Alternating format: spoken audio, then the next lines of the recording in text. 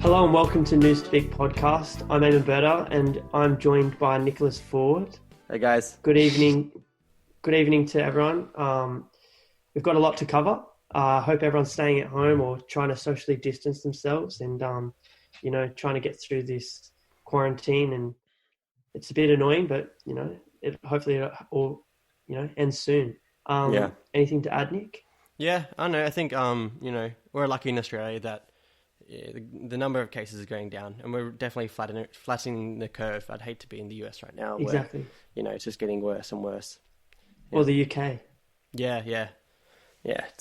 A lot of countries are not dealing with it so well, but hopefully, we'll be able to get out of it earlier because they've taken pretty good measures against it, and other countries haven't. Yeah. So I'm already sick of being home every day. It's so boring.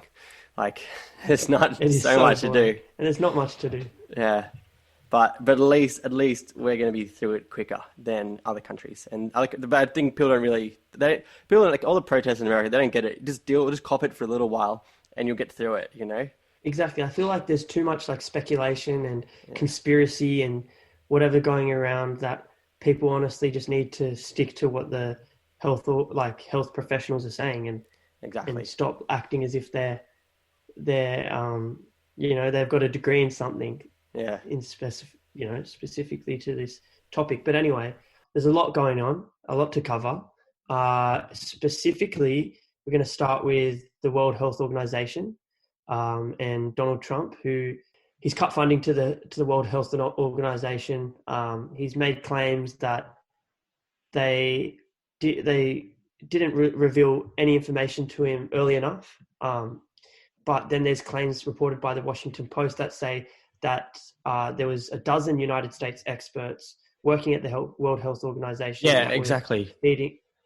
Feeding information as late as last December. Well, it was December 28th when they first notified the world about the pandemic that was coming, and the first confirmed case in the US was months after that. So they clearly had enough time to do something about it, or just act on it. It's obviously Trump is trying to, watch his back. He's trying to clean his image in this topic, and something that he always tries to do. He deflects. Yeah. He's deflected everything to the governors. He's trying to not have any involvement in any negative, Well, it's scapegoating. It's all scapegoating the World Health Organization. So, once all this blows over, yeah. The problem with cutting funding is massive. Yeah, it's a big problem because the country that will step up the most, with the US not being there, is China, and they've done it a lot with Trump being president. They've been able to move into most UN organizations because Trump hasn't been, involved in the UN as much, which is a big problem. Yeah, but I think a lot of this has to do with the elections coming up at the end of the year, and Trump, 100%. Obviously, he doesn't feel. He feels like he'll win it. And I'm strongly on the side of that. The Democrats have to do a lot to win. It's Trump's to lose. Yeah, I know. So we'll get onto that a bit later. But what I think is that Trump's trying to clean his image just so that he doesn't lose voters. But he has been criticized quite a lot from just a blame Governor game, Cuomo. Yeah, it's crazy. The handling of the matter, even by my grandpa, who's a very conservative voter, he and doesn't mind Trump. He criticized Trump as a lot. So it shows that, and that's just. Well, I think if there was ever a crisis that would make people stop believing in Trump, it'd be the coronavirus. It'd be this pandemic, because he's handled it so poorly that, and they have more cases in the US than China has. And there's more deaths in the US than China has had. And if it was their fault, China would be a lot worse off than the US is. But clearly, the US has handled it so poorly, and that's why they have so many cases in that country. Yeah, and I think the problem is that Trump has tried to deflect things, and now they've got the governors of states fighting each other for ventilators. Yeah, that's crazy. Yeah. They have to bid against each other. Yeah, I think that's just insanity. And then you've got the UK, who the other day there was a tweet coming out by Piers Morgan, actually, someone that I disagree with highly on a lot of things, but he's done pretty well in this topic, I think. He's criticised the Tories and the Conservative Party because of how they've treated it, because Britain is in a bad position. The UK is in a horrible position. Boris Johnson had the coronavirus. Yeah. And now COVID's taking over, and they were running out of gowns for nurses. They were sending their nurses. They were going to send the nurses in without protection. Yeah, I know. That's crazy. That is also insanity that they would do that. Well, it just shows that these populist right governments are handling the crisis really poorly. You know, you have Boris Johnson in the UK, you have Donald Trump, and then you also have Jair Bolsonaro in Brazil, who said, like, you know, Brazil isn't going to get the virus, it's not going to come here, and, you know, we're going to keep the economy open and stuff. It's just insane. And then, people aren't, the people that follow these people are too stupid to realise, like, you know, that these politicians don't give a shit about them, but it has a big flow-on effect for the rest of the world, and the rest of the people that are, you know, sane and that don't vote for these conservative populists. Yeah, but when they have their backs to the wall, they don't know what to do. And that's the biggest problem, that they're not prepared for situations. They're not prepared for, like, obviously you can't expect people to be ready for a pandemic, but I feel there should be a plan no matter what, because pandemics are possible. There's reality of a pandemic. So I feel a lot of their preparation was lacking, and the UK's been found out, unfortunately, and same with other countries. And you've got countries like Italy and Spain who have struggled, but I feel for different reasons compared to countries like developed and very strong countries who have struggled. And you can tell like their health systems are poor. The NHS, they've cut funding from that. Of course. Then America. But it is also, I think it's got a lot to do with like business. I think, like, this is not proven, but it's just a theory of mine, that, you know, if you have your conservative capitalist countries, business and the business lobbies are going to push the government to not close the economy down. That's why you have Trump and Bolsonaro and, you know, maybe in the UK as much, trying to keep the economies running as much as they can and caring less about, you know, how many people die. But then you have socialist countries that have been much more proactive, that have closed down the economy and are dealing with the crisis a lot better, like the ones in Scandinavia and Venezuela, which has a terrible healthcare system, but they shut down the economy really early, and they have one of the lowest amounts of cases in Latin America, and they're dealing with it. It's pretty tough for them, but still they were much more proactive than the countries around them. I think I think I'd definitely agree with what you just said.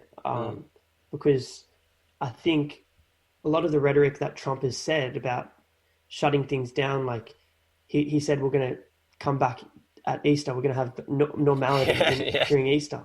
And look how that's turned out. Yeah. Oh, I think I can't believe no one's really brought that up to him. Like, you said that the economy was going to be up and running back by now, but, you know, everyone's forgotten that quote. It's just insane. But the problem is that no one questions Trump, and when someone does try to question Trump at a press briefing or anything, Trump attacks them. Yeah, I know. It's not safe. It's not a democratic sort of, vibe, because he will attack people, and he attacks the media often. So there's no safety, you know. Well, I know. I think it is pretty tough to cover Trump, and I wouldn't know what I would do if I was a journalist in that room. But I think, you know, I'd be scared.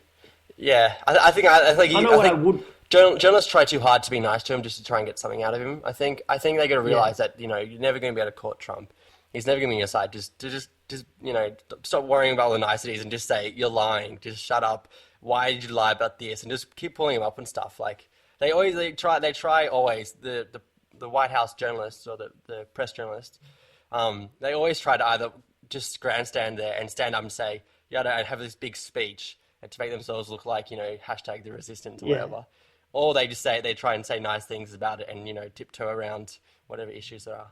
I think people need to be quicker to call him out on his lies, and I don't know. Yeah, exactly. It's not good. I think they just are worried that they won't be welcomed back or whatever. Yeah, I know. Because there was the conservative journalist who wasn't following social distancing protocol, and she was banned, and then the White House officials just welcomed her back in. They Really? got rid of the ban. So they've obviously got some agenda in terms of their Of course, treatment yeah. of journalists who are on their side. But Yeah. that's not new. That's not Yeah, surprising. I know. Yeah. So the World Health Organization, they've been criticized quite a bit from not just Trump, but from other countries as well. And maybe the handling of the situation wasn't the best, but this is, as we've all said, unprecedented times. So it's hit or miss. Yeah. It's Well, it's definitely not the kind of thing you want to be doing during a world health crisis, is defunding the World Health Organization. I think it's a bit counterproductive. But it makes sense for Trump to blame some other country for, the problems that he's caused. Yeah. And saying the China virus. The problem with, I think that China's going to pick up the slack wherever Trump does with the World Health Organization, because earlier last year, I think a lot of people missed it, but there were a lot of every now and then, like the head of a UN agency will have to step down, or they cycle through another one, and so at the UN General Assembly they have to vote for the next head of the UN organization, and China's been putting up their man, and so a lot of UN organizations are now run by a Chinese selected person. And so because Trump doesn't really care, like the Food and Agriculture Organization, which is a fairly big UN organization, is now run by someone who China put forward. And because Trump wasn't organized enough to put someone else up to be in the head of that organization. And so with Trump pulling back from all the UN, it's going to leave a lot of room for China to take over that space. There's also been talks now, well, not talks, there's just been problems in the US with protesters, something that goes against 100% goes against social distancing. People obviously fed up with the shutdown of the economy, shutdown of everything, social life and whatever. So there's just the restrictions that getting to people, and obviously, I don't know, the people on the right, they're a bit crazy. They're so willing to go crazy against protocol. I'm not going to mince my words. I'm happy to call them crazy because they are. They lack a bit of sense. Yeah. And that's something that obviously shows. There's rallies in Arizona, Colorado, Montana, and Washington. So all over the US. It is on crazy. Sunday they were, and half a dozen states. And obviously so the US now has over 735,000 cases and 40,000 deaths, the most ever across the world. That is just insane, and it's just going to get worse and worse. Because they're it not look even like it's slowing down. They're not even giving a moment's thought about maybe we should stop what we're doing. This isn't going well. They're leading the world. They're number one. America's number one again. Yeah. So good on them. But they clearly just don't give a shit, and it's just going to get worse. They want to be the best in the world at something. So they've obviously, they've, unfortunately for the people of America and the sensible people of America, unfortunately they're going to struggle because if there's not a consensus or a consensus throughout everyone that we've got to work together to fix this. Well, I think it's a big flow-on effect from the terrible the bailout and the stimulus package that the US pushed through. They all got a $1,200 check. Yeah. And one off, and a lot of it has it's not going to get delivered for a long time. So the people literally have a lot of people will struggle to pay rent. They'll struggle to pay their mortgages, and they're not going to have any income for food. Yeah.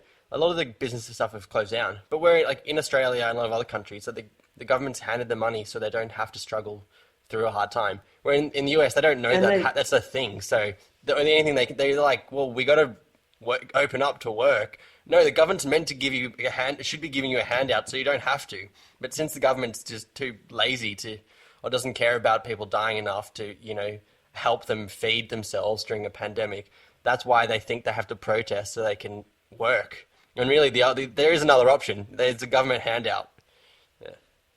Yeah. Well, it just shows that Andrew Yang was onto something. Yeah, exactly. The UBI. Yeah. UBS or UBI, however you want to call it. Is it UBS? It's UBI. UBI, Universal Basic Income. Basic income.